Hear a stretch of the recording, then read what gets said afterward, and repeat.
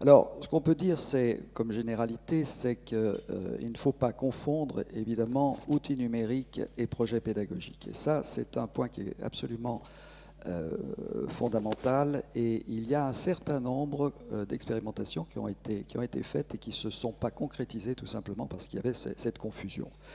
Et il faut savoir également que le numérique, les outils numériques sont une aide considérable aux nouvelles méthodes pédagogiques. Bon, notre pédagogie a beaucoup évolué et c'est vrai que le numérique et notamment les plateformes sont venues nous donner un nouvel élan que nous connaissons maintenant à peu près tous assez bien et sur lequel on peut revenir quelques instants.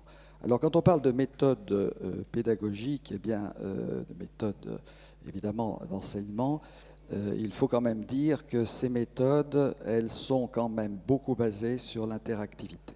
Alors, l'interaction entre enseignants et étudiants n'est pas d'aujourd'hui. Il y avait le compagnonnage, il y avait un certain nombre de choses qui existaient, qui continuent d'exister, mais il n'empêche quand même que les cours magistraux que nous avons tous connus sont quand même dans une phase qui est plutôt une phase descendante et on est plutôt dans la notion d'enseignement en petits groupes, parfois même en groupes moyens, mais avec toujours cette notion d'interactivité.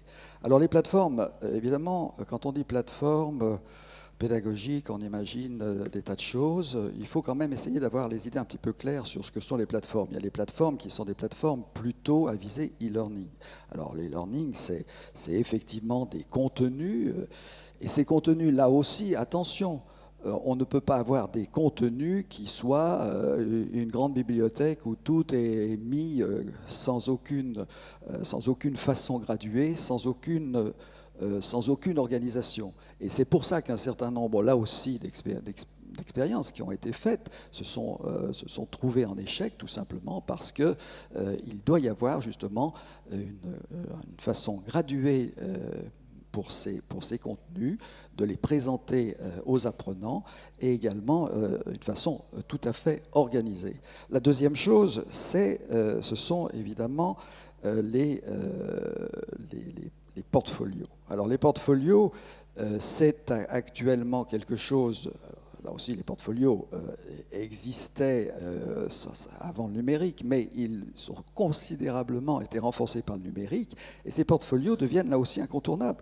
C'est incontournable parce que ça nous permet évidemment de suivre le parcours de l'étudiant, ça nous permet évidemment de l'accompagner, de valider. Enfin, il y a bien sûr, des tas de choses qui sont absolument importants. Et ce portfolio, il va suivre l'étudiant finalement tout son cursus. Et ça, c'est un point qui est absolument fondamental.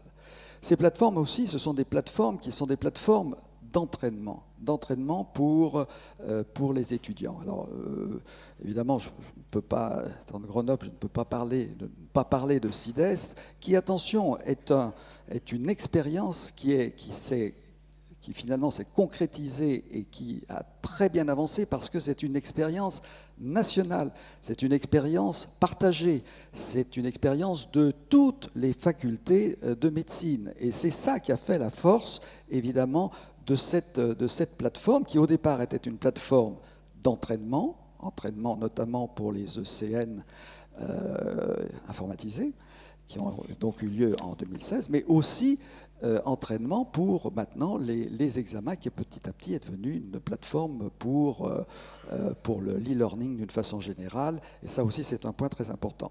Alors, je ne vais pas être trop long et je vais simplement redire qu'au niveau de ces plateformes, il faut effectivement continuer à les développer. Et pour nos étudiants, je pense d'abord aux étudiants en médecine, il faut évidemment qu'ils puissent être une plateforme pour les étudiants de premier cycle, de deuxième cycle, comme c'est actuellement, mais aussi de troisième cycle, et ça c'est en création pour l'année à venir. Dans les mois qui viennent, il y aura une plateforme troisième cycle. Et ensuite, la fidélisation des apprenants étant ce que nous connaissons, il y aura une continuité qui pourra se faire sur la formation continue. Et c'est comme ça qu'on peut voir un continuum au niveau de cette plateforme. Enfin, je termine en disant que ces plateformes doivent être partagées également avec les autres formations les autres formations de santé, et c'est bien évident.